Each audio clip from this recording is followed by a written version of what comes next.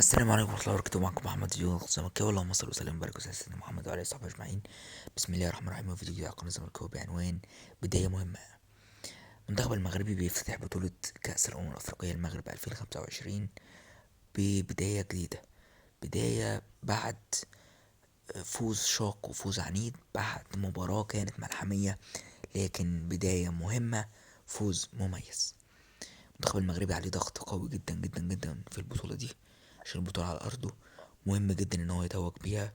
كل الدعم للمنتخب المغربي، ربنا يوفقهم ان شاء الله وتكون البطولة لصالحهم. اللهم صل وسلم وبارك على سيدنا محمد وعلى اله وصحبه اجمعين. ادعو اخواتنا ربنا ينصرهم في كل مكان يا رب العالمين. ويلا بينا في الفيديو.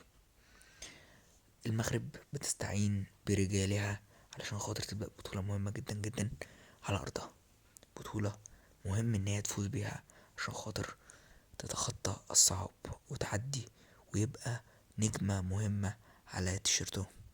نجمة نجمة الصعاب، نجمة المهمة جدا اللي المنتخب المغربي يحتاج الفوز بيها، لأن ما ينفعش منتخب بحجم المنتخب المغربي وكل الإنجازات اللي بيعملها من فوز بكأس عرب، فوز كأس العالم، ومركز رابع في كأس العالم. كل الإنجازات دي ما ينفعش ما يتوجش بالبطولة.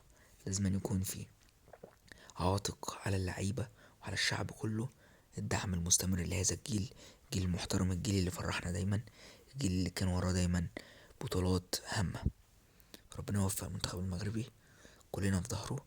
وبداية مهمة جدا جدا جدا، بداية مهمة. هدف رائع للاعب أيوب كعبي، هدف جميل جدا جدا للاعب برايم دياز. لكن كل التوفيق لسفيان رحيمي، مهاجم مخضرم. ان شاء الله يكون ليك التوفيق، وان شاء الله كل التوفيق لكابتن وليد الركراكي، وكل التوفيق لكل الجمعية المغربية ولكل الاتحاد والمسؤولين فيه. ودول اخونا ربنا ينصرهم. واستنونا النهارده ان شاء الله بعد فيديو مصر، وربنا يسهل ان شاء الله في البطولة.